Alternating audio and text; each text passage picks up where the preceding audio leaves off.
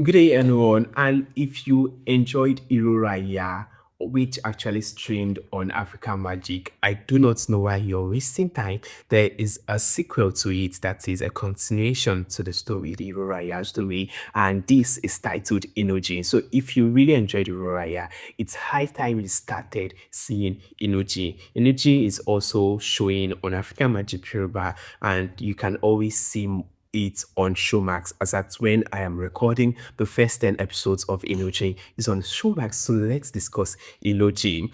Inoji continues with the story of Morayo 6 years after she had escaped from the captivity of Iabiliki. Morayo is now a graduate and she's set to go for a National Youth Service Corps in Enugu. This story seems to be an interesting one, or I think. Okay, let me just continue with the narrative and what the story has been so far.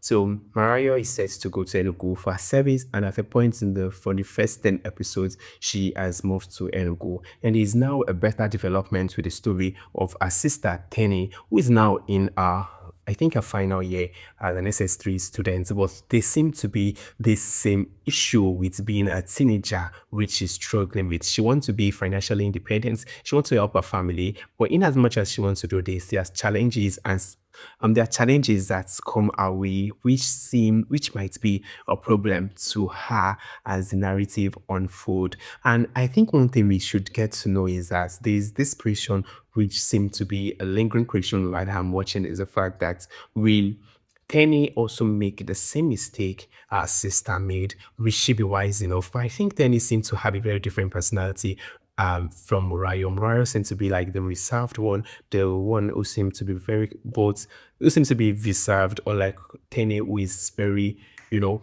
out there. She has a public personality, very calculated and very smart, like Tenny street smart. And I think I'm loving it. Then Tenny, we also get to understand that Morayo, why she was going through her undergraduate days, she seemed also to be a victim of rape, which their uncle or the father's friend is the perpetrator of. And this man had done this evil to Morayo and is also set to come for Tenny.